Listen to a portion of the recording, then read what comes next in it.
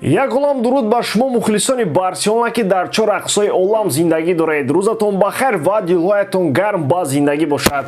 Чун ҳамешагӣ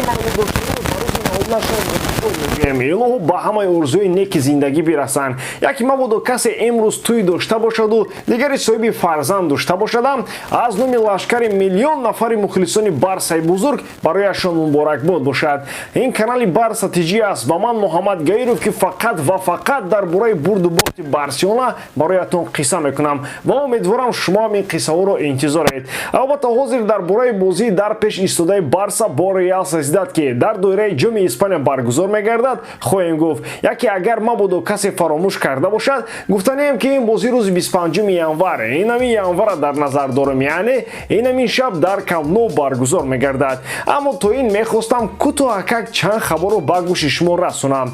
Хави Эрнандес, самуравии Барселона баъди бозӣ бо Хетафе гуфт ки ман аз бозии бачаҳо розӣ нестам. Мо бад бозӣ кардему 3 хол гирифтем. Мо бад ҳуҷум кардему хуб муҳофизат кардем.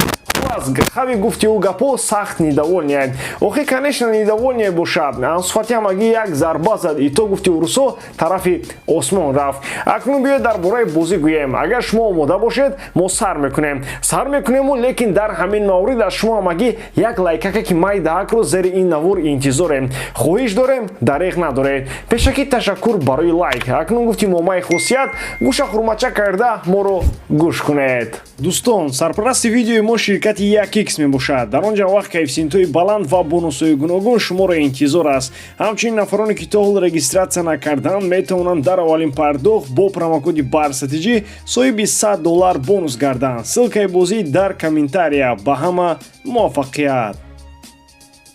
Сар мекунем аз хушхабаре ки Роберт Левандовски ва Ферран Торрес дар ин бозӣ ширкат карда метавонанд. Муҷозоти Левандовски ба бозиҳои Ла Лига тааллуқ дорад ва ҷои шубҳае нест ки хави маъз ӯро ба майдон меорад. Охир гуфтем ку Ансу Фати аз уҳдаи вазифаи худ баромада натавонист. Бе ин ҳам дар будани Левандовски гуфти гапҳои бачаҳаку ба Ансу хӯрок нест. Акнун биёед бинем ки кадом бозингарон ғайр аз Левандовски муқобили РЕАЛ СОСЕДАД баромада метавонанд. Тер Штеген дар дарвоза, фикр дорем Араухо ба бозӣ мегардад ва бо Кристенсен дар маркази муҳофизат бозӣ мекунанд. Аз канорҳо бошад Кунде ва Серхио Роберто пайдо шуданашон мумкин аст. Шояд Де Йонг ҳам ба ҷои Бускетс ба майдон омада бо Гави ва Педри бозӣ кунад. Борои сегонаи хати ҳуҷуми Барселонаро муайян кардан авлиё будан дар кор нест. Фикр дорем Дембеле ва Рафиня Левандовскиро ҳамроҳӣ мекунанд. Аммо бозам албатта Хави медонад ки кадом бозингар дар кадом ҳолати физикӣ қарор дорад.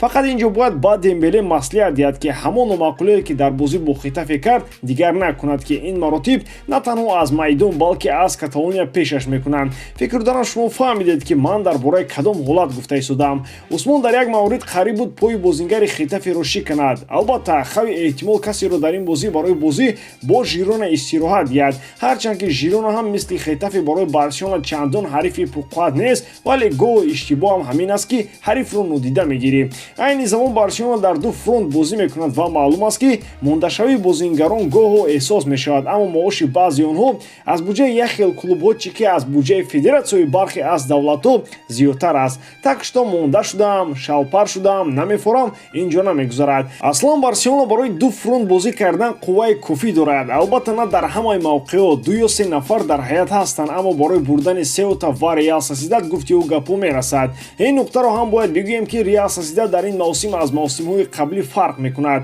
Дастаи Эммануэл Algucial баъди 18 бозӣ айни замони якҷоя бо Реали Мадрид Барселонаро дунболагир доранд. Онҳо бо 38 хол дар ҷои сеюманд ва хело бозии хуб нишон медиҳанд.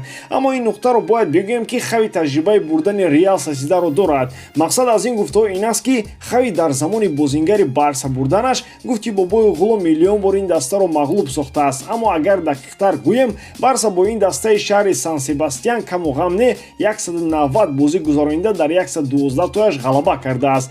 Барселонагиҳо дар ин давра ба дарвозаи РЕАЛ СОСЕДАД 395 гол заданд ки гуфти кӯдакҳои деҳотӣ и ба даҳан осон аст. Дар дар бозии охир Барселона ягон бозиро набохтааст.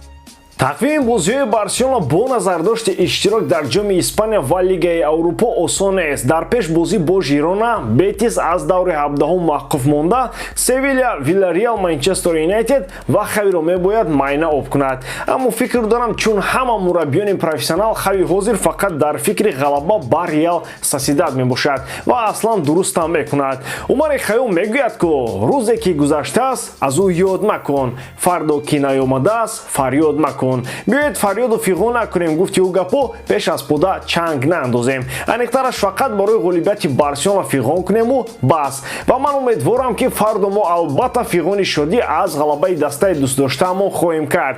Барои имрӯз фикр дорам кифоя аст. Он чизе ки гуфтем, чизои нагуфтаи моро шумо метавонед аз Телеграм ва Инстаграми Барсатижӣ дарёфт кунед. Ссилкаи онҳо дар зери описания. Пушаймо намешавед. Аз шумо як лайкро умедворем ва боварӣ дорем ки онро ҳатман поёни ин видео зер мекунед. Боқӣ бошед ки бошем. Худо ёру Муҳаммад ҳамроҳатон. Мухлисони ҷони Барсаҷон. Худоҳофиз.